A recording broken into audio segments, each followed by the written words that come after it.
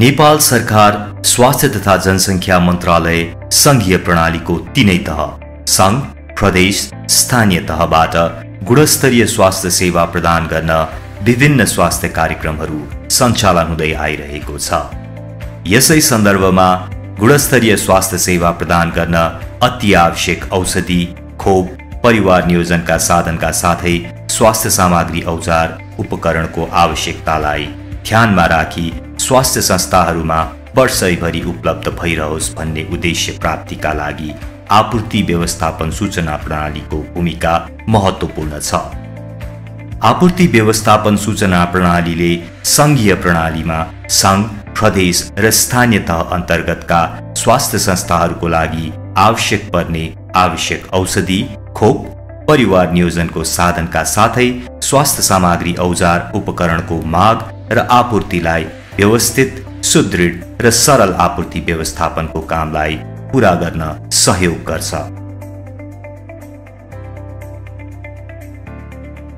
आपूर्ति व्यवस्थापन सूचना प्रणाली व्यवस्थापन महाशाखा अन्तर्गतको आपूर्ति व्यवस्थापन शाखाको अभिन्न अङ्ग रही आएको छ।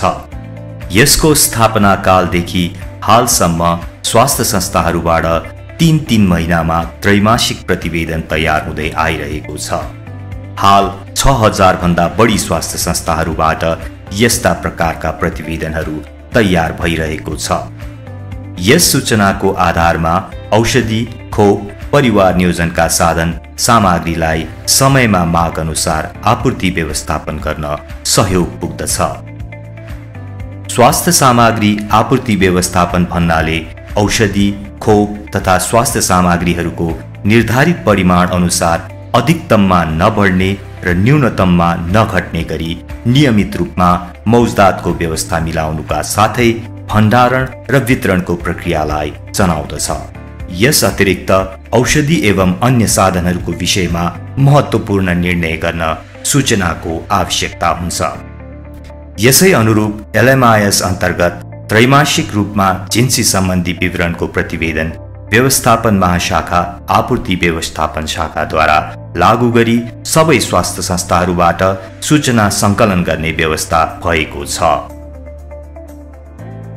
आपूर्ति व्यवस्थापन सूचना प्रणालीको उद्देश्य पाइपलाइनमा भएका बाहेक एक निश्चित अवधि प्राप्त भएका निकासा खर्च गरिएका तथा बाँकी रहेका माल सामानहरूको सूचना माथिल्लो तहलाई योजना तजुर्मा, अनुगमन तथा मूल्याङ्कनको लागि उपलब्ध गराउनु तथा प्राप्त सूचनाको विश्लेषण तल्लो तहसम्म उपलब्ध गराउनु नै आपूर्ति व्यवस्थापन सूचना प्रणालीको उद्देश्य हो। यस भिडियोमा स्वास्थ्य संस्थाहरूको स्टोर मौजदात तथा निकासा सम्बन्धी त्रैमासिक प्रतिवेदन भर्ने चरणहरू विस्तृत रूपमा जानकारी गराउनेछौँ। तर त्यसभन्दा पहिले प्रतिवेदन फारम सम्बन्धी केही सामान्य निर्देशनहरू यस प्रकार छन्। यो प्रतिवेदन फारम त्रैमासिक वा वर्षमा 4 पटक श्रावण, भाद्र, आश्विनको कार्तिक 7 गतेभित्र, कार्तिक, मङ्सिर, पुसको माघ 7 गतेभित्र, माघ, फागुन, चैत्रको वैशाख 7 गतेभित्र, वैशाख, जेठ, असारको श्रावण 7 गतेभित्र तयार गरी सबै स्वास्थ्य संस्थाहरूबाट प्राप्त त्रैमासिक फारम सहित स्वास्थ्य कार्यालय र स्थानीय तहमा पठाउनु पर्दछ। सबै स्वास्थ्य संस्थाबाट प्राप्त LMIS फारम स्वास्थ्य कार्यालय वा स्थानीय तहले कम्प्युटरमा 15 गतेभित्र प्रविष्ट डेटा इन्ट्री गरिसक्नु पर्नेछ। प्रतिवेदन फारममा प्रत्येक पानाको 3 प्रति छ। तसर्थ सबै स्वास्थ्य स्टोरहरूले यो प्रतिवेदन तयार गर्न कार्बन पेपर राखी प्रत्येक पानाको 3 प्रति तयार गर्नुपर्दछ। सबै स्वास्थ्य संस्थाहरूले प्रतिवेदन तयार गरी पठाउनु अघि प्रतिवेदनमा भर्नुपर्ने विवरण स्पष्टसँग भरिएको छ छैन, मौजदात तथा निकासा विवरण स्पष्ट तथ्य छ छैन रुजु गरी पठाउनु पर्दछ। महल 7 मा स्वीकृत मौजदात अर्थात् अथोराइज स्टक लेभल ASL भन्नाले आफ्नो स्वास्थ्य संस्थाको निर्धारित स्वीकृत मौजदातको परिमाण लेख्नु पर्दछ। यो परिमाण तपाईको जिन्सी खाता पानाको शीर्षमा उल्लेख गरिएको हुन्छ। महल 8 मा आकस्मिक परिमाण अर्थात् इमर्जेन्सी अर्डर पोइन्ट EOP भन्नाले आफ्नो स्वास्थ्य संस्थाको निर्धारित आकस्मिक माग परिमाण लेख्नु पर्दछ। यो महलमा लेखिने परिमाण पनि तपाईको जिन्सी खाताको शीर्षमा उल्लेख गरिएको हुन्छ। स्वास्थ्य संस्थाहरूबाट प्रतिवेदन फारमहरू प्राप्त भएपछि प्रतिवेदन फारमको महल नम्बर 9 माग गर्नुपर्ने परिमाणमा उल्लेख गरिएको परिमाण स्वास्थ्य कार्यालय स्थानीय तहले सम्बन्धित स्वास्थ्य संस्थाहरूमा उपलब्ध गराउनु पर्दछ। कैफियत 6 महिना भित्र म्याद गुज्रने परिमाण महलमा आफ्नो स्वास्थ्य संस्थामा भएका औषधि तथा साधनहरू मध्ये त्यस त्रैमासिकबाट 6 महिना भित्र म्याद गुज्रने छ भने उक्त औषधि साधनको परिमाण उल्लेख गर्नुपर्दछ। ध्यान राख्नुहोस्, स्थानीय तह मार्फत स्वास्थ्य कार्यालयमा पठाइने फारम नीलो, स्थानीय तहमा पठाइने फारम पहेँलो र कार्यालय प्रति सेतो राख्नु पर्दछ। अब हामी चरणबद्ध रूपमा फारम भर्ने तर्फ लागौं। खण्ड 1 मुख्य पृष्ठमा सर्वप्रथम प्रदेश लेखिएको ठाउँमा तपाई कार्यरत स्वास्थ्य संस्था जुन प्रदेशमा पर्दछ त्यो प्रदेशको नाम लेख्नुहोस्। उदाहरणको लागि सुदूरपश्चिम। त्यसपछि जुन स्वास्थ्य संस्थाको तर्फबाट फारम भर्दै हुनुहुन्छ त्यो स्वास्थ्य संस्था जुन जिल्लामा पर्छ त्यो जिल्लाको नाम लेख्नुहोस्। उदाहरणको लागि बझाङ। स्थानीय तहको नाम लेखिएको ठाउँमा सम्बन्धित स्थानीय तहको नाम लेख्नुहोस्। उदाहरणको लागि केदारशिव गाउँपालिका। संस्थाको नाम लेखिएको ठाउँमा जुन स्वास्थ्य संस्थाको फारम भरिँदैछ त्यो स्वास्थ्य संस्थाको नाम लेख्नुहोस्। उदाहरणको लागि रायल प्राथमिक स्वास्थ्य केन्द्र। आब लेखिएको ठाउँमा जुन आर्थिक वर्ष चलिरहेको हो त्यो आर्थिक वर्ष लेख्नुहोस्। उदाहरणको लागि 2076-77। अब जुन त्रैमासिकको लागि फारम भर्न लागिएको हो सो त्रैमासिकको अगाडिको अङ्कमा गोलो आकारको चिन्ह लगाउनुहोस्। उदाहरणको लागि पहिलो त्रैमासिक अर्थात् श्रावणदेखि आश्विनसम्म भए अङ्क 1, दोस्रो त्रैमासिक अर्थात् कार्तिकदेखि पौषसम्मको भए अङ्क 2, तेस्रो त्रैमासिक अर्थात् माघदेखि चैत्रसम्मको भए अङ्क 3, चौथो त्रैमासिक अर्थात् वैशाखदेखि असारसम्मको भए अङ्क 4 मा गोलो आकार चिन्ह लगाउनुहोस्। यहाँ उदाहरणको लागि दोस्रो त्रैमासिक अर्थात् अङ्क 2 मा गोलाकार चिन्ह लगाइएको छ।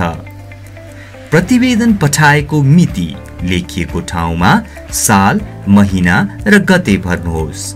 उदाहरणको लागि साल 2076, महिना माघ, गते 4। स्थानीय स्वास्थ्य कार्यालयले मात्र प्रयोग गर्ने लेखिएको ठाउँमा फारम भर्ने व्यक्तिले केही भर्नु पर्दैन।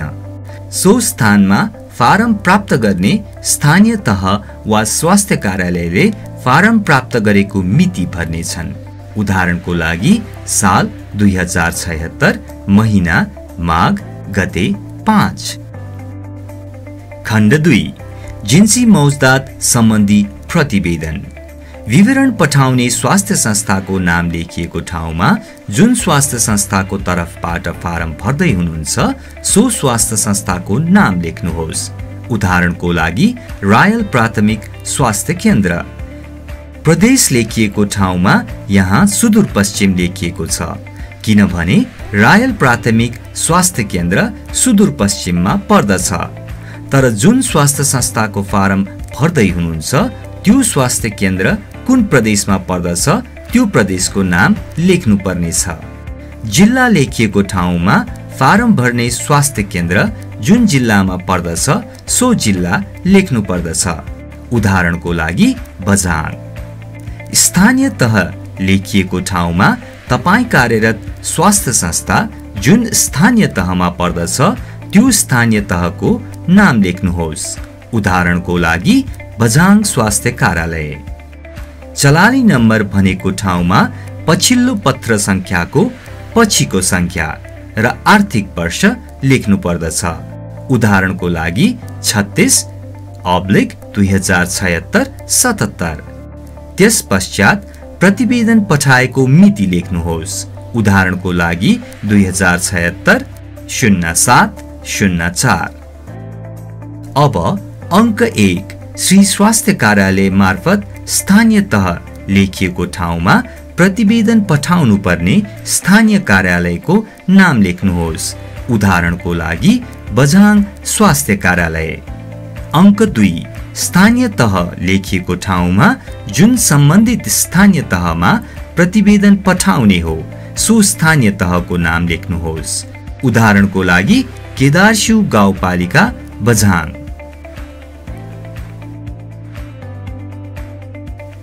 प्रतिवेदन फारम 3 प्रति हुन्छ भन्ने कुरा याद राख्नुहोस्। 1 प्रति सम्बन्धित कार्यालय पठाउनका लागि, 1 प्रति सम्बन्धित स्थानीय तह पठाउनका लागि र 1 प्रति सोही स्वास्थ्य संस्थाका लागि। अब यस भिडियोमा उदाहरणको लागि फारमको पहिलो क्रममा रहेको परिवार नियोजनको साधन कन्डमको विवरण भर्ने तरिका हेरौं। सर्वप्रथम भर्ने महल गत त्रैमासिकको बाँकी मौजदात। यसमा गत त्रैमासिकको बाँकी मौजदात लेख्नु पर्दछ। हामीले दोस्रो त्रैमासिकको प्रतिवेदन भर्न गइरहेकोले प्रथम त्रैमासिकको महल नम्बर 6 मा भएको बाँकी मौजदात वा जिन्सी खातामा भएको प्रथम त्रैमासिकको बाँकी मौजदात यहाँ लेखिनु पर्दछ। उदाहरणको लागि गत त्रैमासिकको बाँकी मौजदात 600। महल 3 मा यस त्रैमासिक अर्थात यहाँ उदाहरणको लागि दोस्रो त्रैमासिकको लागि फारम भरिरहेको देखाइएकोले दोस्रो त्रैमासिकमा प्राप्त कन्डमको परिमाण लेख्नु पर्नेछ।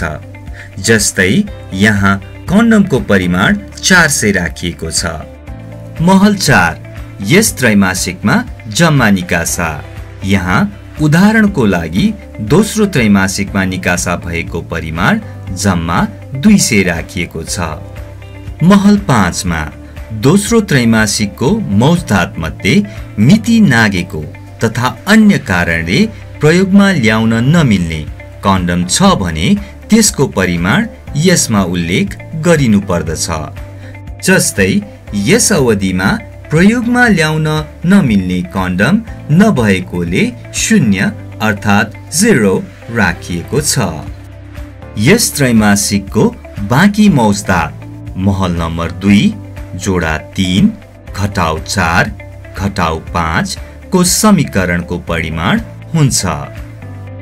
भौतिक लागतको आधारमा जिन्सी खातामा उल्लेख भएको बाँकी महलको बराबर हुनु पर्दछ।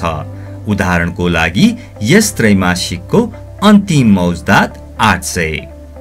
स्वीकृत मौजदात परिमाण अथोराइज स्टक लेभल अर्थात ASL आफ्नो स्वास्थ्य संस्थाको निर्धारित अधिकतम मौजदात हो।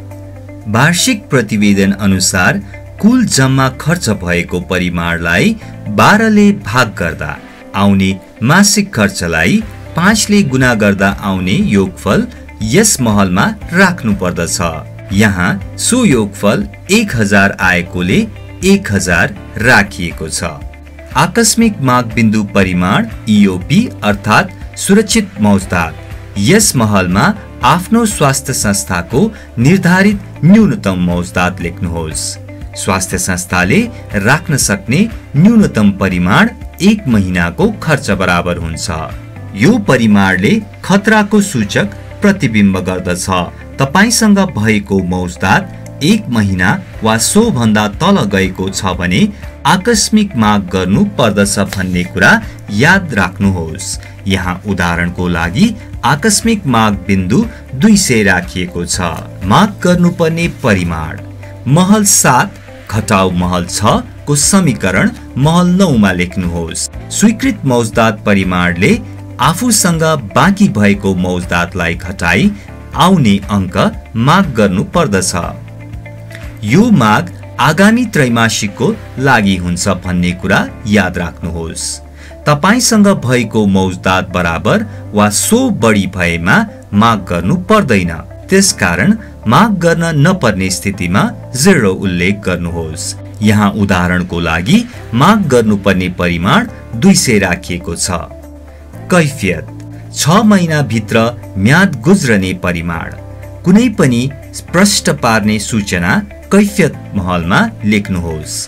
ध्यान दिनुपर्ने कुरा यस महलमा आफूसँग भएको मौजदात मध्ये भौतिक लगत लिँदा देखिएको 6 महिना भित्र म्याद गुज्रने अर्थात् प्रतिवेदन तयार गरेको मितिबाट कुनै औषधि वा साधन छ भने त्यसमा उल्लेख गर्नुहोस्। उदाहरणको लागि कैफियत 6 महिना भित्र म्याद गुज्रने परिमाण 150 राखिएको छ। यसै गरी आफ्नो स्वास्थ्य संस्थामा भएका प्रत्येक औषधि वा साधनहरूको विवरण अनिवार्य रूपमा भर्नु पर्दछ र त्यस पश्चात प्रतिवेदनको अन्तिम पानामा भएको निम्न विवरण पनि भर्नु पर्दछ। प्रतिवेदन तयार गर्ने, रुजु गर्ने। यसमा प्रतिवेदन तयार गर्नेले रुजु गरी आफ्नो नाम र पद लेख्नु पर्दछ। ध्यान दिनुपर्ने कुरा यो कार्य स्टोर किपरले गर्नु पर्दछ। निजको अनुपस्थितिमा स्टोरमा काम गर्ने व्यक्तिले भर्नु पर्दछ। उदाहरणको लागि नाम गीता थापा, पद अहेब। सही भिडियोमा देखाए झैं सही लेखिएको ठाउँमा सही गर्नुहोस्। प्रमुखको नाम र सही। यसमा स्वास्थ्य संस्थाको प्रमुखले नाम लेखी प्रमाणित गर्नु पर्दछ। उदाहरणका लागि प्रमुखको नाम सीता थापा र भिडियोमा देखाए झैं सही लेखिएको ठाउँमा सही गर्नुहोस्। याद राख्नुहोस्, त्रैमासिक प्रतिवेदन फारम बुझाउने अन्तिम दिनहरू पहिलो त्रैमासिक अर्थात् श्रावण, भाद्र, आश्विनको कार्तिक 7 गते भित्र, दोस्रो त्रैमासिक कार्तिक, मंसिर, पुषको माघ 7 गते भित्र, तेस्रो त्रैमासिक माघ, फागुन, चैत्रको वैशाख 7 गते भित्र, चौथो त्रैमासिक वैशाख, जेठ, असारको श्रावण 7